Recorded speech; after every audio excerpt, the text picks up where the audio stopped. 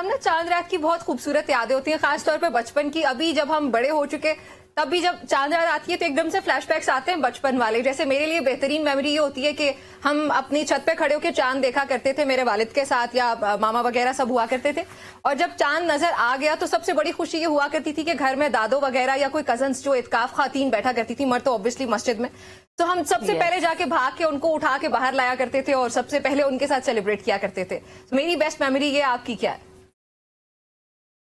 Namra, I think कि जो बचपन की ईद होती है ना, वो इसलिए बड़ी इंटरेस्टिंग होती है कि उस वक्त आप दुनिया के गमों और फिक्रों से बिल्कुल आजाद होते हैं। अब जैसे साथ साथ इतने गम में, इतने दुख में, और सब इनको दुखी दुखी लोग मिलते, तो बचपन में तो नहीं होता था। बचपन में सब खुश खुश लोग मिलते थे, ईद ही देते थे।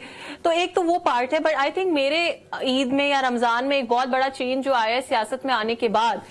अच्छा। हमेशा मतलब सियासत में तो मैं टेक्निकली 2013 से हूं, लेकिन जब से मैं असेंबली की मेंबर बनी हूं तब से जो चेंज आया वो ये आया है कि जनरली मैं रमजान पूरा महीना ऑलमोस्ट ऑफ लेती होती थी। इवन लॉ फर्म से मैं कोई घंटे डेढ़ के लिए काम पे जाती थी, और मेरा होता था कि जी रमजान में मुझसे किसी काम की कोई उम्मीद ना करे। बड़ा स्लो मंथ होता था मेरे लिए। अच्छा। इबादत करते थे, घर में फैमिली के साथ टाइम स्पेंड करते थे, खाने पीने पे बहुत फोकस होता था।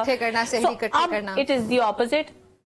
एग्जैक्टली अब ये हो गया है कि अब मेरा ख्याल है कि इन 29 रोजों में से तकरीबन 20 इफ्तारियां जो है मेरी, या तो वो सियासी इफ्तारियां थी, और या फिर वो अभी की तरह किसी ना किसी टीवी चैनल के ऊपर, क्योंकि या प्री इफ्तार शो होता है या पोस्ट इफ्तार शो होता है, तो ये चीजें तो जिंदगी के साथ साथ लाइफ में चेंजेस आते हैं। लेकिन जो चीज अभी भी बहुत अच्छी लगती है और सबसे ज्यादा जिस चीज को मैं चेरिश करती हूँ वो ये होता है कि ईद के ऊपर जब सारे कजन्स जो दूर दूर रहते हैं, और साल में उस तरह से सब इकट्ठे कभी भी नहीं हो सकते, तो वो जो ईद के ऊपर जब सब कजिन्स इकट्ठे होते हैं। और अब हाँ, ये सबसे बड़ा डिफरेंस ये आ गया कि पहले हम ईदी लेने वालों में से होते थे, अब कजिन्स के बच्चों को, छोटे नीसेस नेफ्यूज को अब हम ईदी देने वालों में से हो गए हैं। बल्कि कल रात को मैं ये बात याद कर रही थी कि कितना अच्छा टाइम था जब थोड़ी सी भी ईदी मिलती थी तो लगता था हम कितने अमीर हो गए, और अब हम बच्चा नमाज पढ़ रहे और हर टाइम डिफरेंट, तो वो खुशी सबसे ज्यादा होती है ईदी की बच्चों को। I think no doubt. But Namra, एक और चीज है कि मैं समझती हूँ कि हर मोमेंट को चेरिश करना चाहिए। हर अल्लाह ताला की हम पे बहुत बड़ी रहमत है कि अल्लाह ताला ने हमें इस काबिल बनाया है कि हम इन सारी फेज से गुजरे हैं, ईदी लेने वाले फेज से भी गुजरे और ईदी देने के भी काबिल बनाया है। तो उस चीज को मैं बहुत चेरिश करती हूँ, और मैं समझती हूँ कि अब तो इस बार तो मेरा ख्याल है सिर्फ साथ साथ will be the only one जो हमें ईदी दे रहे होंगे। लेकिन मैं अपने भाई से भी वैसे अभी तक ईदी जरूर लेती हूँ।